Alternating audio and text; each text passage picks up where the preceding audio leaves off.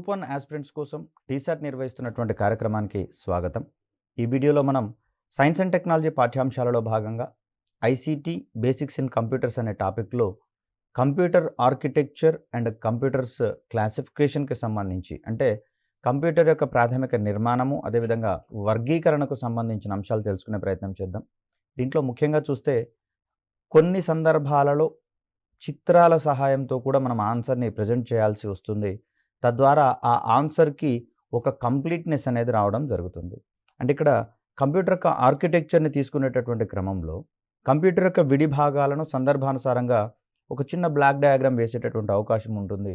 So అలా వేసినట్లయితేనే దానికి సంబంధించినటువంటి అంశాలు మనము ఫుల్ ఫ్లెడ్జ్డ్గా అందించినట్లుగా భావించాల్సి వస్తుంది.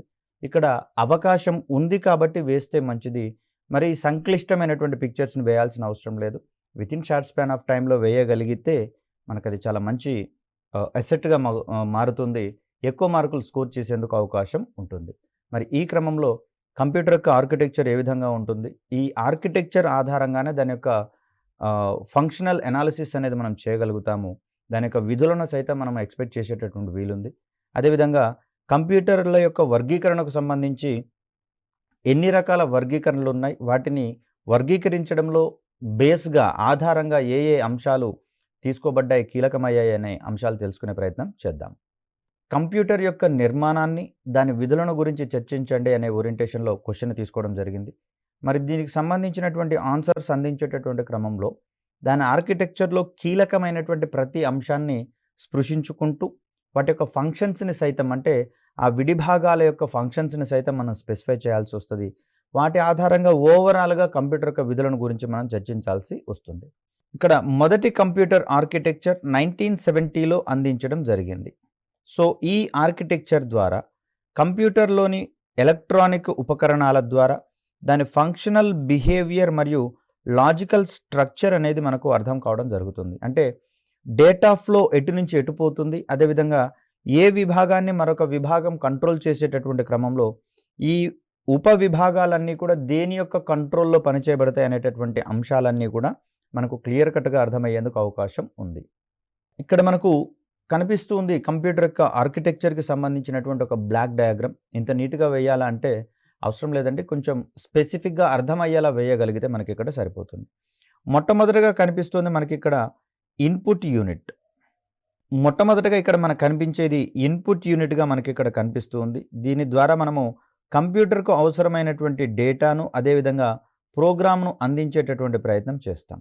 సో ఈ ప్రోగ్రాంలోని అంశాల ఆధారంగా ఇచ్చినటువంటి డేటాను బేస్ చేసుకొని ఇది మనకు సిపియుకి అందించేటటువంటి ప్రయత్నం చేస్తుంది. అక్కడ ప్రాసెస్ జరపడం ద్వారా మనకు అవుట్పుట్గా వచ్చేందుకు అవకాశం ఉంది. కాబట్టి దీన్ని మనము ఇన్పుట్ యూనిట్గా మనం ఇక్కడ పేర్కొంటూ ఉంటాం. దీనిని కంట్రోల్ చేసేటటువంటి ఒక విభాగంగా మనకి ఇక్కడ కంట్రోల్ యూనిట్ పనిచేస్తుంది. అంటే కంట్రోల్ యూనిట్ యొక్క ఆధ్వర్యంలో ఈ ఇన్పుట్ యూనిట్ అనేది కంట్రోల్ చేయబడుతుంది, నియంత్రించబడుతుంది. సంబంధిత కంట్రోలింగ్ అంతా దీని ఆధ్వర్యంలో జరుగుతుంది. సో ఇక్కడ డేటా ఫ్లో అనేది మనకి ఇక్కడ కంటిన్యూస్ లైన్స్ ద్వారా తెలుస్తుంది. అంటే ఇక్కడ ఇన్పుట్ యూనిట్ అందించినటువంటి డేటా కావచ్చు, ప్రోగ్రామ్స్ కావచ్చు, ఇక్కడ సిపియుగా పరిగణించబడేటటువంటి ఈ విభాగంలోకి రావడం జరుగుతుంది. కొన్ని సందర్భాలలో మనకి ఇక్కడ memory unit, control unit and arithmetic unit వీటన్నింటినీ కలిపి ఒక డయాగ్రామ్గా తీసుకుంటాం, ఒక బాక్స్గా తీసుకుంటాం. Secondary storage and primary storage కలిపి స్టోరేజ్ యూనిట్గా కనిపిస్తూ ఉండగా ఇక్కడ control unit, arithmetic logic unit and memory unit మూడింటిని కలిపి మనము సెంట్రల్ ప్రాసెసింగ్ యూనిట్గా మనం ఇక్కడ చెప్తాం. కంప్యూటర్కి సంబంధించినటువంటి ప్రతి ఆపరేషన్ దీని ద్వారానే నిర్వహించబడుతూ ఉండగా దీన్ని మనము బ్యాక్ బోన్ ఆఫ్ కంప్యూటర్గా చెప్తాం. అంటే కంప్యూటర్ యొక్క వెన్నెముకగా మనం ఇక్కడ చెప్తాము. సో దీంట్లో నుంచి ఈ స్టోరేజ్ యూనిట్లో చూడండి, సెకండరీ స్టోరేజ్ నుంచి ప్రైమరీ స్టోరేజ్లోకి డేటా రిట్రీవ్ కావడం జరుగుతుంది. అదేవిధంగా కొన్ని సందర్భాలలో ప్రైమరీ స్టోరేజ్ నుంచి సెకండరీ స్టోరేజ్ డివైజెస్కి మెమరీ ట్రాన్స్ఫర్ అనేది జరుగుతుంది. సో డేటా బదిలీ అనేది ఇక్కడ రెండింటిలోనూ జరుగుతుంది. అదేవిధంగా ప్రైమరీ స్టోరేజ్ నుంచి దిగువన ఉన్నటువంటి control unit and arithmetic logic unit కలిగి ఉన్నటువంటి భాగానికి ఇక్కడ డేటా అనేది ప్రసారం అవుతుంది. ఇక్కడి నుంచి అది అవసరమైనటువంటి సందర్భంలో ప్రాసెసింగ్ చేయడం కోసం వీలుగా అర్థమెటిక్ అండ్ లాజిక్ యూనిట్కి వెళ్ళేటటువంటి క్రమాన్ని మనం ఇక్కడ చూస్తాం. సో అదేవిధంగా కంట్రోల్ యూనిట్ నుంచి డేటా లేదా సమాచారము లేదా ప్రోగ్రామ్స్ అనేటటువంటివి ప్రైమరీ స్టోరేజ్‌లోకి లేదా సెకండరీ స్టోరేజ్‌లోకి వెళ్ళేటటువంటి అంశాన్ని కూడా మనం ఇక్కడ గమనించవచ్చు. సో, ఈ ఎగువన ఉన్నటువంటి మెమరీ యూనిట్‌ని కూడా కంట్రోల్ యూనిట్ యొక్క ఆధీనంలో పనిచేస్తున్నట్లుగా మనకిక్కడ గమనించవచ్చు. అదేవిధంగా సీపీయూలో ప్రాసెస్ చేయడం ద్వారా వెలువడినటువంటి ఇన్ఫర్మేషన్ ఏదైతే ఉందో అది అవుట్‌పుట్ సాధనాలకు అందించబడుతుంది. ఇక్కడి నుంచి మనకు ఆ ఇన్ఫర్మేషన్ లేదా రిజల్ట్ అనేది మానిటర్ ద్వారా వినియోగదారుడికి అందించడం అనేది జరుగుతుంది. అవుట్‌పుట్ యూనిట్‌ని కూడా కంట్రోల్ చేసేటటువంటి విభాగంగా మనకి ఇక్కడ కంట్రోల్ యూనిట్ కనిపిస్తుంది. మొత్తంగా చూస్తే కంప్యూటర్ యొక్క ఉపవిభాగాలన్నీ కూడా కంట్రోల్ యూనిట్ యొక్క ఆధీనంలో పనిచేస్తున్నట్లుగా మనం ఇక్కడ గమనించవచ్చు. సో, కంప్యూటర్ ఆర్కిటెక్చర్‌లో ఉన్నటువంటి ప్రధానమైనటువంటి విభాగాలను, కాంపోనెంట్స్‌ని మనం ఇక్కడ అధ్యయనం చేసే ప్రయత్నం చేద్దాం. దీంట్లో మొదటగా చెప్తే మనకు ఇన్పుట్ యూనిట్ అనేది కనిపిస్తుంది. దీని ఆధారంగా కంప్యూటర్ వినియోగదారుని నుండి దత్తాంశము, డేటా, సూచనలు, అదేవిధంగా సూచనలు, ఇన్స్ట్రక్షన్స్ వీటిని మనము సెట్ ఆఫ్ ఇన్స్ట్రక్షన్స్‌ని ప్రోగ్రామ్‌గా చెప్తూ ఉన్నాం కాబట్టి, ఈ ప్రోగ్రామ్‌కి సంబంధించినటువంటి అంశాలను సైతం మనం ఇన్పుట్ యూనిట్ ద్వారా కంప్యూటర్‌కి అందించేటటువంటి క్రమాన్ని మనం ఇక్కడ చూస్తాం. అదేవిధంగా చూస్తే ఇక్కడ వివిధ రకాలైనటువంటి ఇన్పుట్ డివైజెస్‌కి సంబంధించి కూడా మనకు ఎక్కువగా క్వెషన్స్ పడేందుకు అవకాశం ఉంది. దీంట్లో మెయిన్ ఉదాహరణగా మనము కీబోర్డ్ మరియు మౌస్‌కి సంబంధించినటువంటి అంశాలను చూస్తాం. అదేవిధంగా ప్రస్తుతం ఉన్నటువంటి టచ్ స్క్రీన్ ఏదైతే ఉందో దీని ద్వారా కూడా మనము డేటాను అందిస్తాము, లేదా మనకు కావాల్సినటువంటి అంశాలను యాక్సెస్ చేసుకునేందుకు వీలుంది కాబట్టి ఇది మనకు ఇన్పుట్ యూనిట్‌గా కూడా పనిచేస్తున్నటువంటి సందర్భాన్ని మనం ఇక్కడ చూడవచ్చు. అదేవిధంగా ఈ మధ్య మానిటర్లలో కూడా టచ్ స్క్రీన్ మానిటర్లు వచ్చినటువంటి పరిస్థితులు మనకు కనిపిస్తూ ఉన్నాయి.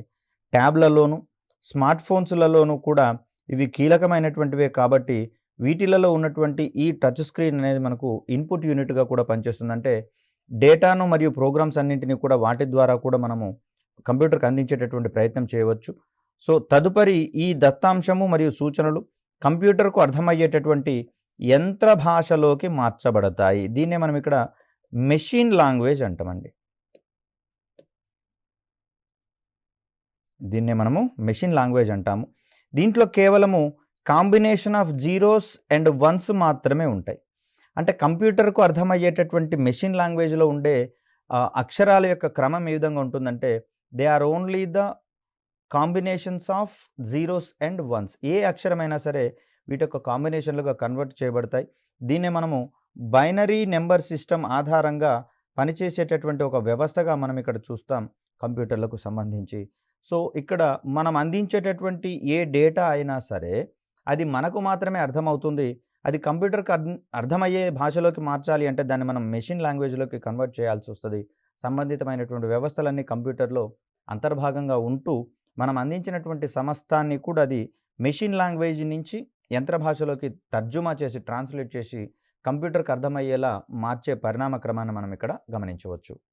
అదేవిధంగా చూస్తే ఈ మార్చబడినటువంటి దత్తాంశం కావచ్చు, సూచనలు కావచ్చు, ఆ తర్వాత ప్రాసెసింగ్ కోసం అవసరమైనటువంటి సమాచారంగా మార్చడాన్ని మనం ప్రాసెసింగ్ అంటున్నాం కదా! ఈ ప్రాసెసింగ్ కోసం అవి సెంట్రల్ ప్రాసెసింగ్ యూనిట్ లేదా సింపుల్‌గా దీన్నే మనం సీపీయూగా పేర్కొనవచ్చు. సీపీయూకి అందించబడతాయి. మరి ఈ సీపీయూలో సదరు డేటా కావచ్చు, ప్రోగ్రామ్స్ ఆధారంగా ఏ విధంగా రూపొందుతాయి, అందులో ఏ ఏ విభాగాలు ఇమిడి ఉంటాయనే అంశాలు చూస్తే ఈ సెంట్రల్ ప్రాసెసింగ్ యూనిట్‌లో మెమరీ రిజిస్టర్లు ఉంటాయండి. దీంట్లో మధ్యస్థంగా వచ్చేటటువంటి విలువలన్నీ ప్రోగ్రామింగ్ ఎగ్జిక్యూషన్‌లో మధ్యస్థంగా వచ్చే విలువలన్నీ ఇక్కడ రిజిస్టర్లలో నమోదవుతూ ఉంటాయి. సో, ఇక్కడ మరొక రకంగా చూస్తే అంకగణిత తార్కిక విభాగము కూడా దీన్నే మనము అర్థమెటిక్ అండ్ లాజికల్ యూనిట్ లేదా సింపుల్‌గా ఏఎల్యూ అంటాం. దీనితో పాటుగా నియంత్రణ విభాగము సీయూ కంట్రోలింగ్ యూనిట్ అంటాం. స్థూలంగా చెప్పాలంటే మెమరీ యూనిట్, అదేవిధంగా అర్థమెటిక్ అండ్ లాజిక్ యూనిట్ మరియు కంట్రోల్ యూనిట్, ఈ 3 విభాగాలు కూడా మనకు మెయిన్‌లీ సీపీయూలో వ్యవస్థితం కావడం జరుగుతుంది. మెమరీ యూనిట్ తిరిగి 2 రకాలుగా ఉంటుంది. Internal memory and external memory. వీటిని మనం ప్రైమరీ మెమరీ అండ్ సెకండరీ మెమరీగా కూడా చూసుకున్నాం కాబట్టి సంబంధితమైనటువంటి అంశాలను మనం ఇక్కడ గుర్తుకు తెచ్చుకోవాలి. సో, ఇక్కడ ఈ సీపీయూకి సంబంధించి చూస్తే ఇది కంప్యూటర్‌లో చేయవలసినటువంటి మెయిన్ క్యాలిక్యులేషన్స్ కానివ్వండి, ప్రాసెసింగ్ కానివ్వండి మొత్తం సీపీయూలోనే జరుగుతుంది కాబట్టి సీపీయూని కంప్యూటర్‌కు వెన్నెముకగా బ్యాక్‌బోన్ ఆఫ్ కంప్యూటర్స్ అని, ప్రైమరీ మెమరీ అనేటటువంటిది ఇందులోనే నిక్షిప్తమై ఉంటున్నందున దీన్ని బ్రెయిన్ ఆఫ్ కంప్యూటర్స్‌గా కూడా మనం ఇక్కడ చెప్తాం. కంప్యూటర్ యొక్క మెదడుగా మనం ఇక్కడ చెప్తాం. అదేవిధంగా కంప్యూటర్ యొక్క వెన్నెముకగా కూడా మనం ఇక్కడ పేర్కొంటాం సీపీయూకి సంబంధించి. అదే సీపీయూకి సంబంధించినటువంటి ఫంక్షన్స్‌ని గనక మనం అర్థం చేసుకుంటే కంప్యూటర్‌కి సంబంధించినటువంటి మెయిన్ యాక్టివిటీస్ అన్నీ కూడా మనకి ఇక్కడ అర్థమవుతాయి. ఇన్పుట్ సాధనాలు అందించిన దత్తాంశము మరియు సూచనలను ఇంటర్నల్ లేదా ప్రైమరీ మెమరీకి అందించే ప్రయత్నం చేస్తుంది. దీంట్లోనే గతంలో చెప్పుకున్నాం ఆర్ఏఎం అని, ఆర్ఓఎం అనేటటువంటివి మనకి ఇక్కడ ప్రైమరీ మెమరీ యూనిట్స్‌గా కనిపిస్తూ ఉన్నాయి. తదుపరి వాటిని ఎగ్జిక్యూట్ లేదా ప్రాసెస్ అనేది చేస్తుంది సీపీయూ అనేది. అంటే కంప్యూటర్‌లో ప్రధానమైనటువంటి క్యాలిక్యులేషన్స్ అన్నీ జరిగే ఒక ప్రధాన కేంద్రంగా మనకి ఇక్కడ సెంట్రల్ ప్రాసెసింగ్ యూనిట్ అనేది కనిపిస్తూ ఉంది. ఇలా ప్రాసెస్ చేయబడిన సమాచారం అవసరమైనటువంటి సందర్భాలలో అవుట్పుట్ సాధనాలకు కావచ్చు, ప్రైమరీ అండ్ సెకండరీ మెమరీలకు అందించేటటువంటి ప్రయత్నం చేస్తుంది. ఇక్కడ ప్రైమరీ మెమరీ అనేది మనకు ఇంటర్నల్‌గా ఉంటూ ఉండగా ఆర్ఏఎం వంటి అంశాలుగా కనిపిస్తూ ఉండగా, సెకండరీ మెమరీ అనేది మనకు ఎక్స్టర్నల్‌గా ఉంటుంది. సీడీల రూపంలో కావచ్చు, డీవీడీల రూపంలో కావచ్చు, వీటిని నిక్షిప్తం చేసుకునేటటువంటి ప్రయత్నం చేస్తాం. అదేవిధంగా చూస్తే కంప్యూటర్‌లో ప్రధాన పాత్ర పోషించే, దీన్నే మనము ప్రాసెసింగ్‌లో ప్రధాన పాత్ర పోషించే ఇంటిగ్రేటెడ్ సర్క్యూట్, సమీకృత వలయము అంటాం దీన్ని. అచ్చ తెలుగులో చెప్పాలంటే సమీకృత వలయం. దీన్నే మైక్రో ప్రాసెసర్ అనేటటువంటి పదంగా కూడా చెప్తాం. ఇది కూడా ప్రధానంగా సిపియులోనే అమర్చబడి ఉంటుంది. ఈ మైక్రో ప్రాసెసర్‌లో అనేకమైనటువంటి లాజికల్ సర్క్యూట్స్ మనకు అందులో అందుబాటులో ఉండడం జరుగుతుంది. ఈ లాజికల్ సర్క్యూట్స్ ఆధారంగా వచ్చేటటువంటి సంకేతాల ఆధారంగా సంబంధిత గణనలన్నీ కానివ్వండి, అదేవిధంగా కంప్యూటర్ యొక్క ప్రాసెసింగ్ స్పీడ్ సామర్థ్యాన్ని కూడా మనం ఈ మైక్రో ప్రాసెసర్ ఆధారంగానే వివరించే ప్రయత్నం చేస్తాం. అదేవిధంగా చూస్తే సిపియులో ఉన్నటువంటి ఇతర విభాగాల గురించి చర్చించుకుందాం. దీంట్లో మొదటగా చూస్తే ఏఎల్యు అనేది కనిపిస్తుందండి, అర్థమెటిక్ అండ్ లాజిక్ యూనిట్. దీంట్లో అంకగణిత మరియు తార్కిక విభాగంగా ఈ ఏఎల్యుని చెప్తాము. A for arithmetic, L for logic. అంటే తార్కిక సంబంధమైనటువంటి లేదా డెసిషన్ మేకింగ్కి సంబంధించినటువంటి ఆపరేషన్స్ అన్నీ కూడా మనకు తార్కిక విభాగం ఆధ్వర్యంలో జరుగుతాయి. ఫర్ ఎగ్జాంపుల్ చూస్తే వరుస క్రమాన్ని పేర్కొనడము, ఆరోహణ లేదా అవరోహణ క్రమాల్లో అమర్చేటటువంటి క్యాలిక్యులేషన్స్ అన్నీ కూడా మనము లాజికల్ ఆపరేషన్స్గా చెప్తాం. కంప్యూటర్కి అందించబడినటువంటి అంకగణిత ప్రక్రియలు అర్థమెటిక్ ఆపరేషన్స్ అంటున్నాం, లేదా ఫండమెంటల్ ఆపరేషన్స్గా చెప్పుకున్నాం. ఎడిషను, సబ్ట్రాక్షను, మల్టిప్లికేషన్ మరియు డివిజన్. వీటితో పాటుగా తార్కిక ప్రక్రియలుగా పరిగణించబడేటటువంటి పోలికలు, అంటే కంపేర్ చేయడము ఒకదానితో మరొకదాన్ని, అమరికలు అసెండింగ్ ఆర్ డిసెండింగ్ ఆర్డర్లో అమర్చడం అనేటటువంటిది, అదేవిధంగా వరుస క్రమాన్ని మార్చడానికి, అదేవిధంగా ఏదైనా ఒక పదాన్ని రివర్స్ చేసేటటువంటి క్రమంలో, లేదా ఏదైనా ఒక నెంబర్ని లేదా పదాన్ని రివర్స్ చేసేటటువంటి క్రమాలు, ఇవన్నీ కూడా మనకు అర్థమెటిక్ అండ్ లాజిక్ యూనిట్లో పరిష్కరించబడతాయి. ఈ ప్రక్రియలో అత్యధికంగా ఉపయోగపడేటటువంటివి మెమరీ విభాగంలో ఉన్నటువంటి రిజిస్టర్లు. వాటి ఆధ్వర్యంలోనే సంబంధిత డేటా మొత్తం కూడా నమోదు చేయబడి, నిక్షిప్తం చేయబడి, తదనుగుణమైనటువంటి క్యాలిక్యులేషన్స్ వచ్చే ఇంటర్మీడియట్ వాల్యూస్ సైతం వీటిలలో నిక్షిప్తం కాబడి అవసరమైనటువంటి అవుట్పుట్ ఏర్పాటు దిశగా ఇవి సహాయం చేస్తూ ఉంటాయి రిజిస్టర్లకు సంబంధించి. మరొక ముఖ్యమైనటువంటి సిపియులోని విభాగంగా కంట్రోల్ యూనిట్ అనేది మనకు కనిపిస్తుంది. నియంత్రణ విభాగం అంటాం దీన్ని. ఇది కంప్యూటర్కు అందించబడినటువంటి దత్తాంశం యొక్క ప్రవాహాన్ని నియంత్రిస్తుంది. అంటే సదరు దత్తాంశం అనేది ఏ విభాగాలకు వెళ్లాల్సి వస్తుందనేటటువంటి కంట్రోల్ మొత్తం కూడా మనకు కంట్రోల్ యూనిట్లో ఉంటుంది. కంప్యూటర్ యొక్క వివిధ విభాగాలు కావచ్చు, అదేవిధంగా దానికి అనుసంధానించబడినటువంటి ప్రింటర్, ప్రొజెక్టర్ వంటి ఈ ఉపకరణాలను సైతం, పెరిఫెరల్స్ని సైతం ఇది కంట్రోల్ చేసేటటువంటి ఒక విభాగంగా, కోఆర్డినేట్ చేసేటటువంటి ఒక విభాగంగా మనకు కంట్రోల్ యూనిట్ అనేది కనిపిస్తూ ఉంది. ఇక్కడ సిపియులోని మరొక విభాగంగా మనకు మెమరీ యూనిట్ అనేది కనిపిస్తూ ఉంది. సిపియులో అందుబాటులో ఉండేటటువంటి మెమరీని ప్రధానంగా అంతర్గత మెమరీగా పరిగణిస్తాం. దీనిలో సమాచారము మరియు దత్తాంశాలు తాత్కాలికంగాను మరియు శాశ్వతంగా నిల్వ చేయబడతాయి. తాత్కాలికంగా సమాచారాన్ని నిల్వ చేసేది ర్యాండమ్ యాక్సెస్ మెమరీ కాగా, శాశ్వతంగా సమాచారాన్ని నిల్వ ఉంచేది రీడ్ ఓన్లీ మెమరీగా మనం ఇక్కడ చెప్తాం. ఇక్కడ సమాచారాన్ని ఓవర్ రైట్ చేయడం అనేది స్ట్రిక్ట్లీ ప్రోహిబిటెడ్. ఇందులో ఉన్నటువంటి సమాచారాన్ని కనుక మార్చడానికి ప్రయత్నిస్తే మొత్తంగా కంప్యూటర్ పనిచేయకుండా పోయేటటువంటి ప్రమాదం ఏర్పడుతుంది. ఎందుకంటే దీంట్లో కంప్యూటర్ పనిచేయడానికి అవసరమైనటువంటి ఆపరేటింగ్ సిస్టమ్ వంటి సాఫ్ట్వేర్లను ఇందులో మనం నిక్షిప్తం చేయాల్సి ఉంటుంది. మరి దానికే డ్యామేజ్ వస్తే కనుక కంప్యూటర్ పనిచేయని క్రమాన్ని మనం ఇక్కడ గమనించవచ్చు. సో మరొక ముఖ్యమైనటువంటి విభాగము ఏది కంప్యూటర్కు ఆర్కిటెక్చర్కు సంబంధించి చూస్తే అవుట్పుట్ యూనిట్. దీని ద్వారా కంప్యూటర్ ప్రాసెస్ చేసినటువంటి సమాచారము లేదా ఇన్ఫర్మేషన్ అనేది వినియోగదారునికి అవుట్పుట్ రూపంలో అందించబడుతుంది. ఫర్ ఎగ్జాంపుల్ చూసినట్లయితే మానిటర్, ప్రింటర్. అదేవిధంగా చూస్తే టచ్ స్క్రీన్ కూడా మనకు అవుట్పుట్ విభాగంగా కనిపిస్తూ ఉందండి. టచ్ స్క్రీన్ కూడా అంటే ఇక్కడ ఈ క్రమంలో చూస్తే టచ్ స్క్రీన్ మనము ఇన్పుట్ యూనిట్గా చెప్పవచ్చు, అదేవిధంగా అవుట్పుట్ యూనిట్గా కూడా చెప్పవచ్చు. రెండు విధాలుగా ఉపయోగపడేటటువంటి కంప్యూటర్ ఆర్కిటెక్చర్లోని విభాగం ఒక ఉపకరణం ఏంటిదంటే టచ్ స్క్రీన్ సంబంధించి చూస్తూ ఉన్నాం. సో అవుట్పుట్ యూనిట్కి సంబంధించినటువంటి విధులను గమనిస్తే ఇది యంత్ర పరిభాషలోని సమాచారాన్ని అంటే అంతక్రితమే చెప్పుకున్నాం. ఇన్పుట్ యూనిట్ ద్వారా అందించబడినటువంటి డేటా ఏదైతే ఉందో ఈ డేటా ఫస్ట్ మెషిన్ లాంగ్వేజ్లోకి మార్చబడుతుందండి. సో ఇక్కడ ప్రాసెస్ చేయబడేటటువంటి సమాచారం మొత్తం కూడా మెషిన్ లాంగ్వేజ్లోనే ఉంటుంది. వచ్చినటువంటి సమాచారం ఇన్ఫర్మేషన్ ఏదైతే ఉందో ఇది కూడా మెషిన్ లాంగ్వేజ్లోనే ఉంటుంది. ఒకవేళ ఈ మెషిన్ లాంగ్వేజ్ని మనం కనుక నేరుగా యాక్సెస్ చేసుకుంటే దాంట్లోని కాంబినేషన్స్ మనకు అర్థమయ్యే పరిస్థితి ఉండదు. కాబట్టి మెషిన్ లాంగ్వేజ్లో ఉన్నటువంటి ఈ ఇన్ఫర్మేషన్ని అవుట్పుట్ యూనిట్ ఏం చేస్తుంది అంటే మనకు అర్థమయ్యేటటువంటి భాషలోకి తర్జుమా చేస్తుంది. తద్వారా అక్కడ మనం అర్థం చేసుకునేటటువంటి రీతిలో సమాచారం అనేది మనకు కనిపించబడుతుంది లేదా ప్రింట్ చేసి మనకు అందించబడుతుంది. కాబట్టి అవుట్పుట్ యూనిట్ చేసేటటువంటి పని ఏంటంటే యంత్ర పరిభాషలోని సమాచారాన్ని వినియోగదారునికి అర్థమయ్యేటటువంటి భాషలోకి తర్జుమా చేసి అందించే క్రమాన్ని మనం ఇక్కడ చూస్తాం. సో ఇలా మార్చబడిన సమాచారాన్ని అవసరాన్ని బట్టి మానిటర్, ప్రింటర్ వంటి సాధనాల ద్వారా వినియోగదారునికి అందించబడుతుంది తదుపరి పరిశీలనల కోసం. అంటే ఏ రకమైనటువంటి డెసిషన్ మేకింగ్స్ చేయాలన్నా కూడా ఇలా అందించబడినటువంటి సమాచారం చాలా కీలకంగా భావించబడుతుంది.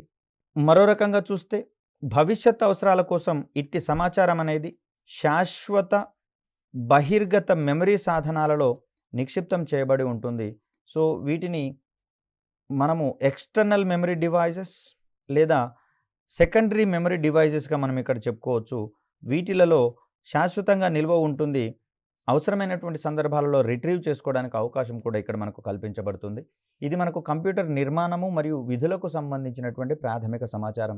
ఒక చిన్న బ్లాక్ డయాగ్రామ్ సహాయంతో సంబంధిత విభాగాలన్నింటినీ గనక మనం ఎక్స్ప్లెయిన్ చేస్తే చాలా ఎఫెక్టివ్గా ఉంటుంది. మార్కులు కూడా కొంచెం ఎక్కువగా స్కోర్ చేసేందుకు అవకాశం దొరుకుతుంది. ఇక్కడ మరొక క్వశ్చన్కి సంబంధించి చూద్దాం.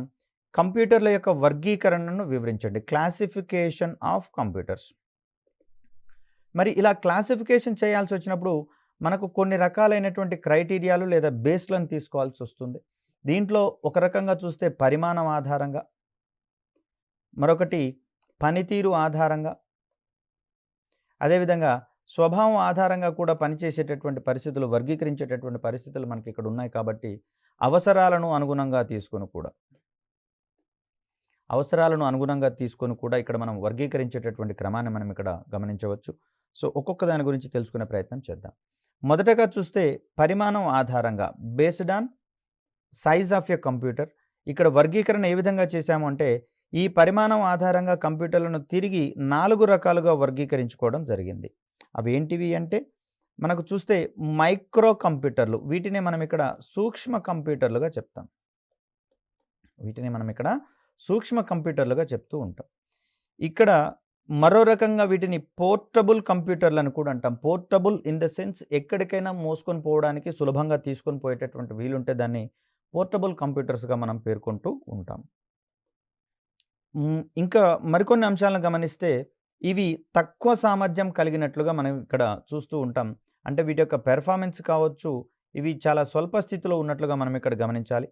వీటితో పాటుగా చూస్తే సాధారణ అవసరాల కోసం కనుక మనం ప్రత్యేకంగా వాడుకోవాల్సి వస్తే ఇవే అత్యుత్తమమైనటువంటి ఆల్టర్నేట్గా మనకి ఇక్కడ కనిపిస్తున్నాయి. కాబట్టి ప్రపంచవ్యాప్తంగా అత్యధికంగా వాడబడుతున్నటువంటి కంప్యూటర్లుగా మనకి ఇక్కడ మైక్రో కంప్యూటర్స్ అనేవి కనిపిస్తూ ఉన్నాయి. మనం సాధారణంగా గమనించేటటువంటి పదజాలాలు ఇవన్నీ. డెస్క్టాప్ కావచ్చు, పీసీ కావచ్చు, ల్యాప్టాప్ కావచ్చు, పామ్టాప్ అనేటటువంటివి, అదేవిధంగా ట్యాబ్లెట్ కంప్యూటర్, మరియు వీటితో పాటు చూస్తే ఫ్యాబ్లెట్స్ అనేటటువంటివి కూడా ఈ మధ్యకాలంలో అందుబాటులోకి రావడం జరిగింది. అంటే కాలింగ్ సదుపాయం ఉండేటటువంటి ట్యాబ్లెట్లనే మనం ఇక్కడ ఫ్యాబ్లెట్గా చెప్పుకుంటూ ఉంటాం. కాబట్టి ఇవన్నీ కూడా మనకు స్వల్పమైనటువంటి సామర్థ్యాన్ని కలిగి ఉండి, తక్కువ సామర్థ్యాన్ని కలిగి ఉండి, అంటే మిగతా 3 రకాలతో కంపేర్ చేస్తే వీటి యొక్క సామర్థ్యం అనేది తక్కువ. అయినా కూడా మన దైనందిన జీవితంలో ఎక్కువగా వీటినే మనం వాడుతూ ఉంటాం. మనకు మిగిలిన వాటితో అంత అవసరం ఉండదు సాధారణ అవసరాల కోసం వినియోగించేటటువంటి క్రమంలో. మరొక ముఖ్యమైనటువంటి రకంగా మనకిక్కడ మినీ కంప్యూటర్ అనేది కనిపిస్తూ ఉంది. వీటిని ప్రారంభంలో ఇంజినీరింగ్ అవసరాలకు, అదేవిధంగా కంప్యూటర్ ఎయిడెడ్ డిజైన్ వంటి ప్రత్యేక అనువర్తనాల కోసం రూపొందించుకోవడం జరిగింది మినీ కంప్యూటర్లకు సంబంధించి. ఇవి పనితీరు మరియు సామర్థ్యంతో గనక కంపేర్ చేస్తే మైక్రో కంప్యూటర్ల కంటే అధిక సామర్థ్యాన్ని కలిగి ఉంటాయి. తర్వాత ఉన్నటువంటి రకాలతో పోలిస్తే కొంచెం తక్కువ సామర్థ్యాన్ని ప్రదర్శిస్తూ ఉంటాయి. కాబట్టి ఇవి పనితీరు మరియు సామర్థ్యంలో మైక్రో కంప్యూటర్, అదేవిధంగా మెయిన్ ఫ్రేమ్ కంప్యూటర్లు, అంటే మైక్రో కంప్యూటర్ల తర్వాతి క్లాసిఫికేషన్గా మనం మెయిన్ ఫ్రేమ్ కంప్యూటర్ని చూస్తాం. వీటికి మధ్యస్థంగా ఉంటున్నట్లుగా కనిపిస్తుంది. అంతేకాక వీటిని ప్రస్తుతము సర్వర్లుగా వాడుతూ ఉన్నాం. అంటే కొన్ని రకాలైనటువంటి కంప్యూటర్లను, కొన్ని సంఖ్యలోని కంప్యూటర్లను ఒకదానితో మరొకటి అనుసంధానం చేసి వాటిని మనము నెట్వర్క్గా ఏర్పాటు చేస్తాం. మరి ఈ నెట్వర్క్లో ఉన్నటువంటి కంప్యూటర్లన్నీ కూడా ఒక ప్రధానమైనటువంటి కంప్యూటర్కు అనుసంధానించబడి దీని నుంచి సమాచారాన్ని సేకరించుకుంటూ ఉంటాయి. సో ఈ విధంగా వచ్చేటటువంటి వీటిని మనము నోడ్స్ అంటాము. సో ఒక్కొక్క నోడ్ మీద ఒక్కొక్క యూజర్, వినియోగదారుడు అనేవాడు వర్క్ చేస్తూ ఉంటాడు. సో వీటన్నిటికీ కూడా మళ్ళీ సేమ్ కంప్యూటర్ ఆర్కిటెక్చర్కి సంబంధించినటువంటి నిర్మాణం మొత్తం ఉంటుంది. అంటే input unit, central processing unit and output యూనిట్లు మనకి ఇక్కడ కనిపిస్తూ ఉంటాయి. అయితే ఇందులో ఉన్నటువంటి సిపియులో క్యాల్కులేషన్స్ అనేవి ప్రధానంగా జరగవు. ఇవన్నీ కూడా ఏ ప్రధాన కంప్యూటర్కి అయితే అనుసంధానించబడతాయో దాంట్లో ఉన్నటువంటి సిపియు ద్వారా ఆపరేషన్స్ని చేసుకునేటటువంటి క్రమాన్ని మనం ఇక్కడ చూస్తాం. కాబట్టి ఇక్కడ ఉన్నటువంటి ఈ ప్రధాన కంప్యూటర్ని మనం సర్వర్గా పరిగణిస్తాం. ఎందుకు అంటే దీనికి అనుసంధానించబడినటువంటి పెరిఫెరల్స్, ఇతర పెరిఫెరల్స్ అన్నింటినీ కూడా మిగిలిన నెట్వర్క్లోని మిగిలిన కంప్యూటర్లకు యాక్సెస్ అందించేటటువంటి క్రమాన్ని ఇక్కడ చూస్తాం. అంటే నెట్వర్క్లో ఉన్నటువంటి నోడ్స్ అన్నిటికీ కావాల్సినటువంటి బేసిక్ ఉపకరణాలన్నింటినీ కూడా ఇది షేర్ చేస్తుంది. తద్వారా ఏ కంప్యూటర్ ప్రింట్కి సంబంధించినటువంటి కమాండ్ ఇచ్చినా కూడా సర్వర్కి అనుసంధానించబడినటువంటి ప్రింటర్ ద్వారా అది ప్రింట్ అయ్యి బయటకు వచ్చేటటువంటి క్రమాన్ని మనం ఇక్కడ చూస్తాం. సో ఓవరాల్గా చూస్తే ఈ మినీ కంప్యూటర్లను మనం ప్రస్తుతము సర్వర్లుగా వాడుతూ ఉన్నాం. IBM 17, HP 9000, PDP 110 అనేటటువంటివి మనకి ఇక్కడ ఎక్కువగా వినియోగంలో ఉన్నటువంటి మినీ కంప్యూటర్లుగా కనిపిస్తూ ఉన్నాయి. మరొక ముఖ్యమైనటువంటి క్లాసిఫికేషన్గా మనకి ఇక్కడ మెయిన్ ఫ్రేమ్ కంప్యూటర్ అనేది కనిపిస్తూ ఉంది. దీనిని ఎక్కువగా బిజినెస్ రంగంలో మనము వినియోగిస్తూ ఉన్నాం. కాబట్టి వీటిని వాణిజ్య రంగానికి వెన్నుముకగా పరిగణించబడేటటువంటి అంశంగా చూస్తాం. ఒకేసారి అనేక మంది యూజర్లు ఏకకాలంలో ఎటువంటి ఆటంకాలు లేకుండా విధులను నిర్వర్తించుకునేటటువంటి వీలుంది. యూనివాక్ 1110, IRM S/390 అనేటటువంటి 2 కంప్యూటర్లు మనకి ఇక్కడ మెయిన్ ఫ్రేమ్ కంప్యూటర్లకు సంబంధించినటువంటి ఉదాహరణలుగా చూస్తాం. అదేవిధంగా చూస్తే అత్యంత శక్తివంతమైనటువంటి కంప్యూటర్లుగా 4వ రకం కంప్యూటర్లు మనకి ఇక్కడ కనిపిస్తున్నాయి పరిమాణం ఆధారంగా. ఇవి ప్రపంచంలోనే వేగవంతమైన మరియు వ్యయభరితమైన కంప్యూటర్లుగా కనిపిస్తూ ఉన్నాయి. అంటే ఇవి ఫాస్టెస్ట్ కంప్యూటర్లుగా కనిపిస్తూ ఉన్నాయి. అదేవిధంగా మోస్ట్ ఎక్స్పెన్సివ్ కంప్యూటర్లుగా కూడా సూపర్ కంప్యూటర్లను పేర్కొంటాం. మిగతా కంప్యూటర్లతో పోలిస్తే అధిక ప్రాసెసింగ్ సామర్థ్యం వీటి యొక్క సొంతము. సో కాబట్టి ఇవి అత్యంత క్లిష్టమైనటువంటి రంగాలలో, అంటే అణుశక్తికి సంబంధించి కావచ్చు, వాతావరణ పరిశోధనకు సంబంధించి కావచ్చు, అదేవిధంగా చూస్తే స్పేస్ టెక్నాలజీకి సంబంధించినటువంటి అనువర్తనాలలో సైతం సూపర్ కంప్యూటర్ యొక్క పాత్ర అనేది మనకు అత్యంత ఉపయోగకరంగా ఉన్నటువంటి పరిస్థితిని మనం ఇక్కడ గమనించవచ్చు. సో వీటిని పరిమాణము, నిల్వ సామర్థ్యము కూడా మిగతా వాటితో పోలిస్తే అత్యధికంగా ఉంటున్నట్లుగా కనిపిస్తూ ఉంది. అయితే వీటి యొక్క సామర్థ్యాన్ని వివరించేటటువంటి క్రమంలో ఫ్లాప్స్ అనేటటువంటి ఒక పదజాలాన్ని చెప్తాం. ఫ్లోటింగ్ పాయింట్ ఆపరేషన్స్ పర్ సెకండ్గా దీన్ని మనం ఇక్కడ చెప్తాం ఫ్లాప్స్కి సంబంధించి. అంటే మిగతా వాటి యొక్క సామర్థ్యాన్ని మనము మెగా హెర్ట్జ్లో చెప్తామండి. అంటే ప్రాసెసర్ యొక్క స్పీడ్కి లేదా వేగానికి ప్రమాణాలుగా మెగా హెర్ట్జ్ అనేటటువంటిది కనిపిస్తూ ఉంది. అక్కడ మైక్రో ప్రాసెసర్ యొక్క సామర్థ్యం ఆధారంగా వాటి యొక్క స్పీడ్ని కానీ సామర్థ్యాన్ని కానీ వివరిస్తూ ఉంటే, సూపర్ కంప్యూటర్ల విషయానికి వచ్చేసరికి ఫ్లాప్స్ అనేటటువంటి పేరుతో చెప్తాం. Floating point operations per second అనేటటువంటి దీని యొక్క విస్తృత రూపంగా మనకి ఇక్కడ కనిపిస్తూ ఉంది. మరొక రకమైనటువంటి వర్గీకరణను చూస్తే పనితీరు ఆధారంగా, అంత క్రితమేమో పరిమాణం ఆధారంగా చూస్తే మనకు 4 రకాల కంప్యూటర్లు వచ్చాయి. మైక్రో కంప్యూటర్లు కావచ్చు, మినీ కంప్యూటర్లు కావచ్చు, మెయిన్ ఫ్రేమ్ అండ్ సూపర్ కంప్యూటర్లుగా చూస్తాం. అదేవిధంగా పనితీరు ఆధారంగా చూస్తే ఇవి అనలాగ్ కంప్యూటర్లు మరియు డిజిటల్ కంప్యూటర్లు అనేటటువంటి 2 రకాలు. ఒకవేళ ఒక ఉపకరణానికి అనలాగ్ మరియు డిజిటల్ 2 రకాలైనటువంటి లక్షణాలుంటే వాటిని మనం హైబ్రిడ్ కంప్యూటర్లుగా వర్గీకరిస్తూ ఉంటాం. మరి ఈ క్రమంలో అనలాగ్ కంప్యూటర్లకు సంబంధించిన అంశాలను చూస్తే త్వరగా మారే భౌతిక రాశులు, వేగము, పీడనము, ఉష్ణోగ్రత మరియు విద్యుత్ వీటి యొక్క పరిమాణాన్ని నిర్ధారించేటటువంటి కంప్యూటర్లను అనలాగ్ కంప్యూటర్లుగా మనం తెలియచేస్తాం. అదేవిధంగా చూస్తే ఇక్కడ అనలాగ్ కంప్యూటర్లకు ఉదాహరణలుగా వాహనాలకు ఉండేటటువంటి స్పీడోమీటర్, దీని ద్వారా వాహనాల యొక్క వేగం ఎంత ఉందనేది తెలుస్తుంది. అదేవిధంగా భూకంప లేఖిని ద్వారా ఒక ప్రాంతంలో వచ్చినటువంటి భూకంపాల యొక్క తీవ్రతను మనం గణించేటందుకు వీలుంటుంది. ఇవి యాంత్రిక శక్తి మరియు విద్యుత్ శక్తి ఆధారంగా పనిచేసేటటువంటి అనలాగ్ డివైజెస్గా మనం ఇక్కడ చూస్తూ ఉన్నాం. మరి డిజిటల్ కంప్యూటర్లకు సంబంధించి చూస్తే ఇవి బైనరీ డిజిట్స్ లేదా బిట్స్ ఆధారంగా పనిచేసేటటువంటి క్రమాన్ని మనం ఇక్కడ చూస్తాం. 0 అంటే ఏమి లేదండి, ఎలక్ట్రిసిటీ అనేది పాస్ కానట్లుగా మనం ఇక్కడ చూస్తాం. 1 అనేది ఎలక్ట్రిక్ సిగ్నల్స్ని లేదా ఎలక్ట్రిసిటీని ఎలౌ చేసేటటువంటి అంశంగా మనం ఇక్కడ చూస్తాం. అంటే ఒక లాజికల్ సర్క్యూట్ గుండా లేదా సర్క్యూట్ గుండా విద్యుత్ గనక ప్రవహిస్తూ ఉన్నట్లయితే దాని యొక్క పొజిషన్ని 1 అనేటటువంటి సంకేతంతో చూపిస్తాం. ఒకవేళ విద్యుత్ గనక ప్రవహించనట్లయితే దాన్ని 0 అనేటటువంటి సింబల్గా చూస్తాం. సో ఈ జీరోస్ అండ్ వన్స్ కాంబినేషన్స్ ఆధారంగానే మనకు మెషిన్ లాంగ్వేజ్ అనేది ఉంటుంది. దాని ఆధారంగానే కంప్యూటర్ అనేది గణనలు చేసే క్రమాన్ని మనం ఇక్కడ చూస్తాం. ఈ క్రమంలో చూస్తే పర్సనల్ కంప్యూటర్ కావచ్చు, పర్సనల్ కంప్యూటర్ని మనం ఇక్కడ డిజిటల్ కంప్యూటర్కి సంబంధించినటువంటి అంశంగా చూస్తాం. ఒకవేళ హైబ్రిడ్ కంప్యూటర్ల గురించి మాట్లాడుకోవాల్సి వస్తే ఇంత క్రితమే చెప్పుకున్నాం. అనలాగ్ సిగ్నల్స్ మరియు డిజిటల్ కంప్యూటర్ల యొక్క లక్షణాలు రెండూ కలిగి ఉండేటటువంటి కంప్యూటర్లను మనము హైబ్రిడ్ కంప్యూటర్లుగా పేర్కొంటాం.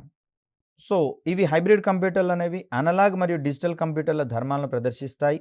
వీటిని అత్యధికంగా వైద్య రంగంలో ఉపయోగించేటటువంటి క్రమాన్ని మనం చూడవచ్చు. ఈసీజీ కావచ్చు, డయాలసిస్కి సంబంధించినటువంటి మిషన్స్ అన్నీ కూడా మనకు ఈ హైబ్రిడ్ కంప్యూటర్లుగా కనిపిస్తున్నటువంటి క్రమం చూస్తాం. మరొక అంశాన్ని కనుక గమనిస్తే అవసరాల ఆధారంగా కంప్యూటర్లను వర్గీకరించడం జరిగింది. దీంట్లో భాగంగా సాధారణ అవసరాలు గల కంప్యూటర్గా మనం ఇక్కడ చూస్తాం. అంటే దైనందిన జీవితంలో మనకు కావాల్సినటువంటి పనులు చేసి పెట్టేటటువంటి కంప్యూటర్లుగా ఇవి కనిపిస్తూ ఉంటాయి. వీటిని అకౌంటింగ్ రంగంలో స్వల్ప పరిమాణంలో డేటాబేస్లను రూపొందించేటందుకు మనం వాడుతూ ఉంటాం. ఫర్ ఎగ్జాంపుల్ చూస్తే ఏదైనా ఒక ఇన్స్టిట్యూట్లో చేరినటువంటి విద్యార్థులకు మనం కొన్ని అప్లికేషన్ ఫామ్స్ అనేది ఇస్తాము. ఈ అప్లికేషన్ ఫామ్స్లో ఉన్నటువంటి అంశాలను మనం కంప్యూటర్లో పొందుపరిచే క్రమాన్ని ఇక్కడ మనం చూస్తాం. ఫర్ ఎగ్జాంపుల్ చూసినట్లయితే ఇందులో సమాచారం అంతా రోస్ అంటే అడ్డు వరుసలుగా, నిలువు వరుసలుగా మనము వర్గీకరించుకుంటూ వెళ్తూ ఉంటాం. సో దీంట్లో ఒక విద్యార్థికి సంబంధించినటువంటి అడ్మిషన్ నెంబర్ కావచ్చు, తన యొక్క పేరు, తండ్రి పేరు, తన యొక్క ఎడ్యుకేషనల్ క్వాలిఫికేషన్స్, చిరునామా, తను పే చేసినటువంటి ఫీజెస్, ఇవన్నీ కూడా చేస్తే దీనికి సంబంధించి ఒక రికార్డుగా చెప్తాం మనం డేటాబేస్ మేనేజ్మెంట్ సిస్టమ్కి సంబంధించి. సో ఇలా రెండో విద్యార్థికి సంబంధించినటువంటి అంశం, మూడో విద్యార్థికి, నాలుగో విద్యార్థికి, ఇలా ఆ ఇన్స్టిట్యూట్కి వచ్చినటువంటి అందరూ విద్యార్థుల యొక్క సమాచారాన్ని మనం కలెక్ట్ చేసుకుంటాం. తర్వాత ఏదైనా డెసిషన్ మేకింగ్ చేసుకోవాల్సినటువంటి సమయంలో ఇక్కడ ఉన్నటువంటి సమాచారం అనేది మనకు చాలా కీలకంగా ఉంటుంది. దీని ద్వారా చేసేటటువంటిదే ఆర్డీబీఎంఎస్ అనేటటువంటి ఒక ప్యాకేజ్గా మారినటువంటి క్రమం చూస్తాం. సరే, ఇంత డెప్త్గా మనకు అవసరం లేదు. కాకపోతే ఇక్కడ సాధారణ అవసరాల కంప్యూటర్ని మనము డేటాబేస్లను రూపొందించుకునేటటువంటి క్రమంలో కూడా మనం ఇక్కడ చూస్తూ ఉన్నాం. కాబట్టి అకౌంటింగ్ రంగంలో డేటాబేస్లు మేనేజ్ చేసేటటువంటి క్రమంలో ఇవి మనకు కనిపిస్తూ ఉన్నాయి. మరొక రకమైనటువంటి అవసరాల కోసం చూస్తే ప్రత్యేక అవసరాలు గల కంప్యూటర్లుగా మనకి ఇక్కడ కనిపిస్తూ ఉన్నాయి. వీటిని మల్టీమీడియా రంగంలో కావచ్చు, అదేవిధంగా విమానాశ్రయాలలో విమానాలు ల్యాండింగ్ అయ్యేటటువంటి క్రమంలో మరియు టేకాఫ్ అయ్యేటటువంటి ప్రత్యేక అవసరాల కోసం వీటిని వినియోగించేటటువంటి క్రమాన్ని మనం ఇక్కడ చూస్తూ ఉన్నాం. ముఖ్యంగా చూస్తే పరిమాణం ఆధారంగా కంప్యూటర్ల యొక్క వర్గీకరణ, అదేవిధంగా అవసరాల ఆధారంగా కంప్యూటర్ల యొక్క వర్గీకరణ, వీటికి సంబంధించి చూస్తే స్వభావం ఆధారంగా మన కంప్యూటర్ల యొక్క వర్గీకరణ అనేది మనకి ఇక్కడ కనిపిస్తూ ఉంది. మరి వీటికి సంబంధించినటువంటి ఉదాహరణల ద్వారా వాటి యొక్క అవసరాలను సైతం మనం ఇక్కడ గమనించుకునేటటువంటి వీలుంటుంది. మరి ఈ క్రమంలో కంప్యూటర్ల యొక్క వర్గీకరణ కావచ్చు, కంప్యూటర్ల యొక్క ఆర్కిటెక్చర్ కావచ్చు, అదేవిధంగా కంప్యూటర్‌లో ఉండేటటువంటి వివిధ రకాలైనటువంటి మెమొరీని సైతం మనం క్లాసిఫై చేయాల్సి ఉంటుంది. దీంట్లో భాగంగా కంప్యూటర్ యొక్క మెమరీ అనేది 2 పవర్ 10 అనేటటువంటి గుణకాలలో మనకు ఇక్కడ వ్యవస్థితం కావడం అనేది జరుగుతుంది. కేవలం జీరోస్ అండ్ వన్స్‌గా ఉన్నటువంటి ఈ కాంబినేషన్స్ దృష్ట్యా మనం 2 పవర్ 10 దీన్నే మనం ఇక్కడ 1024కి సంబంధించినటువంటి అంశాలుగా చూస్తాం. వీటి యొక్క మల్టిపుల్స్‌గా మనకు కంప్యూటర్ యొక్క మెమరీకి సంబంధించినటువంటి క్లాసిఫికేషన్ అనేది ప్రమాణాలనేవి ఉండడం జరుగుతూ ఉన్నాయి. కాబట్టి ఈ క్రమంలో ఇది మనకు ప్రధానమైనటువంటి క్వెషన్ అయితే గతంలో చాలాసార్లు వీటిని కూడా అడగడం అనేది జరిగింది. కాబట్టి మరుసటి వీడియోలలో మనము మరింత సంక్లిష్టమైనటువంటి అంశాలను తెలుసుకునేటటువంటి ప్రయత్నం చేద్దాం.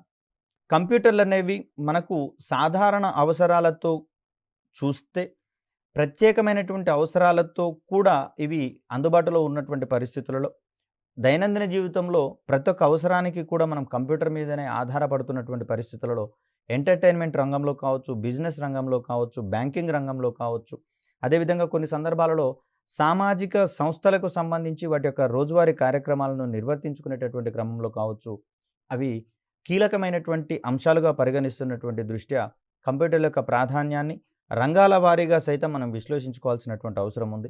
మరొక చక్కటి వీడియోతో మిమ్మల్ని కలిసే ప్రయత్నం చేస్తాను. అప్పటి వరకు సెలవు. ధన్యవాదాలు.